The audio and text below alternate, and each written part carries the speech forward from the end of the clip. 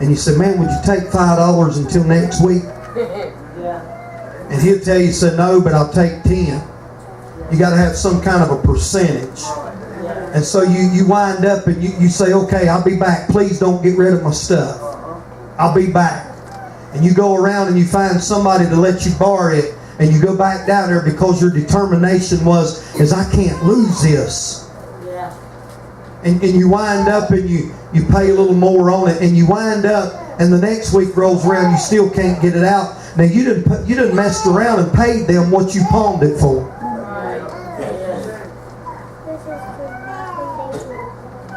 And then the next thing, it's still in your mind, I'm not going to lose this. It's kind of like being in the spirit. It's like this spiritual realm.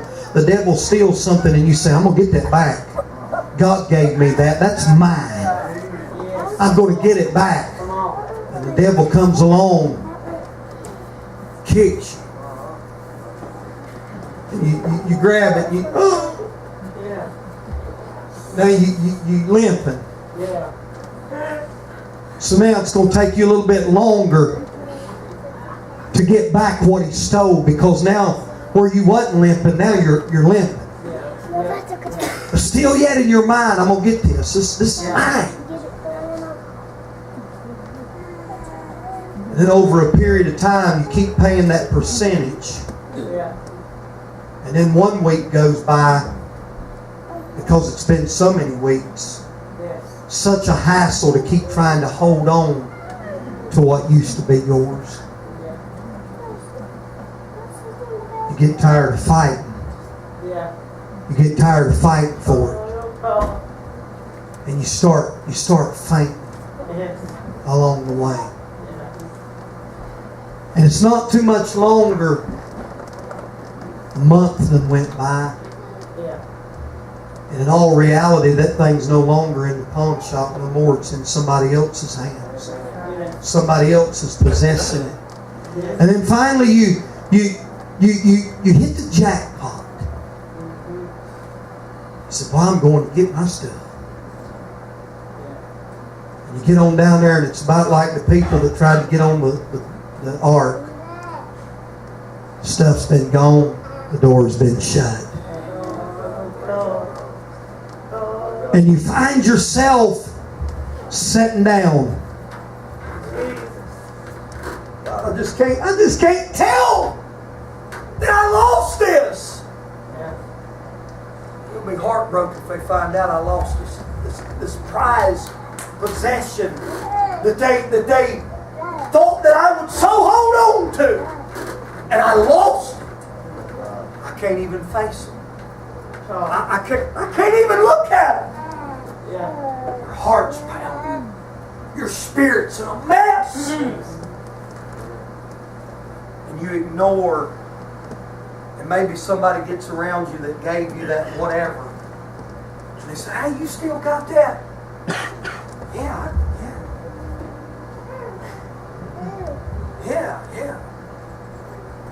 I got it. Try to put that facade on.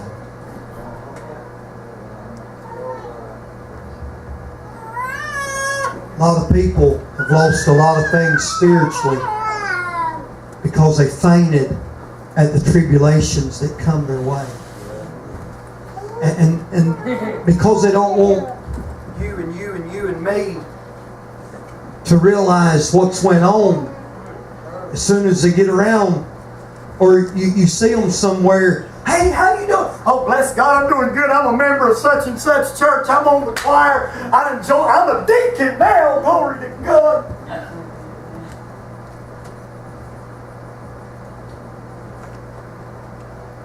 They don't even go to church. They ain't even got a church. Because they allowed the devil to steal what they had. Because of tribulations. Because of tribulations.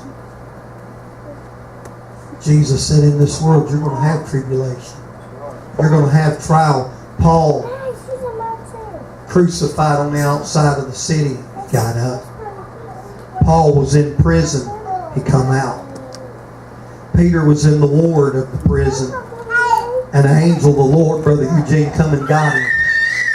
And he walked in the ward and he grabbed him by his hands. Peter was standing there in prison. He had a tribulation. He was in prison. They didn't just let him be in the common prison where he could walk around and have freedom to lift weights and eat to his fullness. Yeah. Come on. Yeah. He was in stocks and chains. He ain't killed nobody. The worst thing he ever done was cut a man's ear off.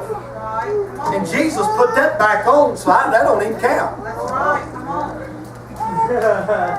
He's standing there in stocks and bonds, man. Hey, why? Because he loved Jesus. Because he preached Jesus. Yes. He's in prison.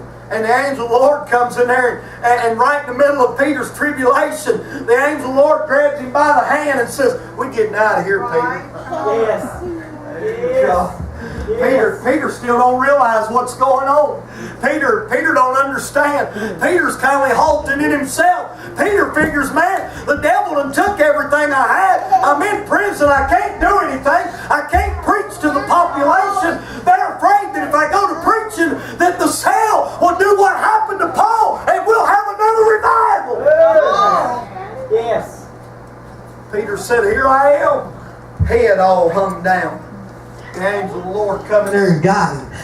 Grabbed him by his hand, took the stocks and chains off of him, and led him out of the one ward, led him through another ward, led him on the other side of the ward, and then brought him on the outside of the gate. And Peter looked around. He said, "My God, he who the Son has set free, he's free indeed." Hallelujah, glory to God. I'm no longer in prison. I'm no longer in chains. And oh man, there's some people back in the house praying, "Lord, send Peter out. Lord, don't let him stay there. Make a way where there seemeth to be no way. Don't let him die in prison. Lord, send him this way." And there's a knock on the door, and somebody gets up out the prayer, and they go to the door, and they see Peter, and they're so excited, and they're so overwhelmed, they shut the door in his face, and they run, and they come back to the house, and they say, he's in the house. Peter ain't in prison. He's been set free. He's loose.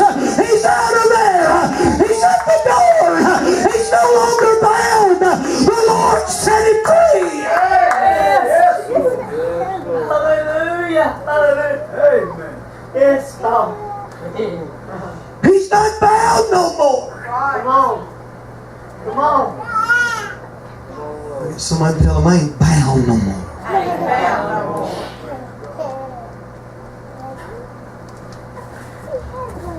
Brother Stephen was testifying a while today at work, begging and pleading, and said, "Don't ever let me get like this again." I just look at him and grin and say, basically, you don't let you get like that no more. Yes. Yes. Yeah. I've done my part. Yeah. I preach like fire. I preach till my guts hurt. Come on, say amen. You can take a horse and lead him to the water, but you can't make him drink. That's you, and me, all of us. That's right. Amen. That's right. Basically, told Brother Stephen, don't let yourself get like that. That's right. I told him, I said, the ball's in your court. Look at somebody tell him it's in your court. What you gonna do with it?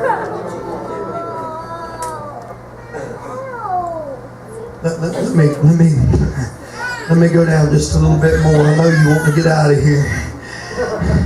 That he would grant you according to the riches. The riches. Yes. Yes. Man, does that mean I'm gonna have some jingle in my pocket? Riches of his glory, Oh, God. of his spirit, Yes. of what the Lord has. Yes. I want everything God's got. Can you say amen? I want everything the Lord's got to give me. I don't want to get it after somebody else that had it and flown it all up in my face. I'm like, Yes. Yes. I want to get what's mine. Yes. I don't want. It's kind of like getting a members only jacket back in the day after everybody else had wore them and got 5 colors in them. And then you finally got one from the Goodwill, and you're like, man, somebody got rid of one. Now I'm blending. Yeah. Yeah. You know all about them. There's some around here, right there at my age. We know about the members only jackets. Amen. Say, man. Amen. Seemed like there was a lot of things that people were getting. And I didn't get till after the fact. When I got mine, I come up in the schoolhouse, big old tongue shining on the shoes unlaced, come walking in the door. They'd be like, boy, you struck too late. I tried. Say amen. I tried to make the best of what I had. Amen.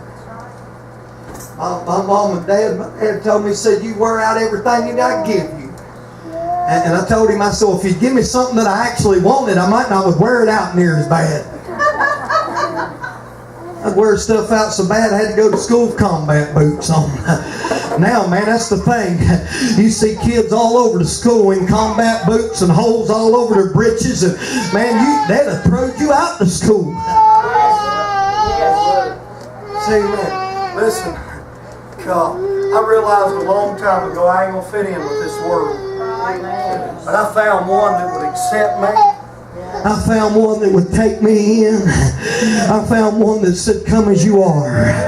I found one that said, if you have no money to buy, come and purchase. Hallelujah. I found one, Brother Eugene. Amen. He don't care. Amen. All he does is says, come. I'll give you rest. He don't care how much money's in the bank. He don't care if you got a car, amen, or got one. He don't care if you live in a mansion, amen, or if you live in a cardboard box. Amen. He just said, come, come, come. Hallelujah. My God. He said, I want to give you the riches of my glory. He said, where you've been down, I want to pick you up. Where you ain't had no peace of mind, I want to give you peace. Where you've been running around in the tombs of Gadara and you've been out of your head, I want to help you. Where you've been naked, where you've been destitute, where you've cut yourself, where you wanted to die, where you ain't been haunted, where you fainted, I want to give you life. I want to make a way for you. Oh, God. He's saying that's what I want to do. God, I need to close. He said that He would grant you according to the riches of His glory to be strengthened with might by His Spirit in the inner man, that Christ may dwell in your hearts by faith, that ye being rooted. Look at somebody and tell them, rooted and grounded in love. That you may be able to comprehend. Now see, there's a lot of folk that couldn't have comprehended Sunday night sermon. Amen, their spirit ain't there yet. They wouldn't have been able to comprehend it. He said, but that you may be able to comprehend with all saints what is the breadth and the length and the depth and the height. He said, and to know the love of Christ, which passeth knowledge, that ye might be filled. Look at somebody and tell them that you might be filled with all the fullness of God. Now unto Him that is able. Now look back at 2 or 3 and tell them God is able. Amen. Unto Him that is able to do exceeding abundantly above all that we ask or think, according to the power that worketh in us. There's something working in you. Can you shout glory? There's something working in you. That's why you're here. God, oh God, as the musicians come. Told myself I wasn't going to preach long. God, listen, I want you to make it. I want to see every one of you in this building make it. I want to see you press. I know you got problems. I know you've got circumstances. I know there's things that come your way. I know there's trials. I know there's tribulation. But don't let those things keep you down. Don't let them keep you down. Get up. Get up. Press. Press. And when you've pressed all that you know to press, press some more. One songwriter wrote the greatest song ever. He said, press on. Press on, weary soldier, press on. Now we get weary along the way. But you gotta press. You gotta press on. You gotta keep pushing. You gotta keep pushing. Would you stand to your feet tonight? Now unto him that is able. Your neighbor may not be able to help you. Your mama might not be able to help you. Your daddy might not be able to help you. Your friends might not be able to help you. But unto God who is able to help you. He's able tonight to help you along the way. He's able. Unto him that is able to do exceeding. Man, to do that is above what I'm thinking that he's able to do. To do more. To do more. I want to tell you something tonight. You may not like this, but when it comes to your walk with God and your journey with God, you can do more than what you're doing right now. You got to have a little faith in yourself, and you got to still have faith in God. I want to tell you, you're strong. Every one of you in this building, at the moments that you think that you can't, you can. The moments that you think that you're not going to make it, you're going to make it. The moments that you feel like I'm at my wit's end, I don't know what to do. You got back up. You may have had to crawl in the door, but you made it. I wish somebody just lift your hand toward heaven. God, you made it. Hallelujah. Get a song, sing. Oh, I refuse to quit. I refuse to quit. Oh, Jesus. I told Brother Stephen today, I said there's times that we get hit by the enemy. But if we've got endurance and a will, we may stagger, but we'll press on through it. And we'll make it. I dare you to take somebody by the hand and just tell them tonight, we're going to press through. And we're going to make it. We're going to make it. We're going to make it.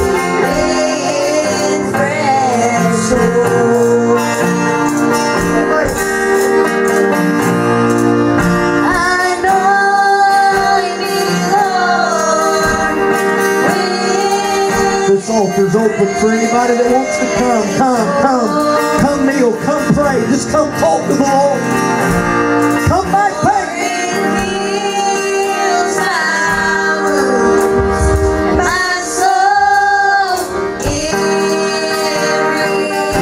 Oh, Jesus, help us not quit. Help us not to faint. Help us, Lord. Help us to get back up, God. Help us to run the race. Help us to press toward the mark. Lord, I don't want to quit. I don't want to halt. I don't want to stop.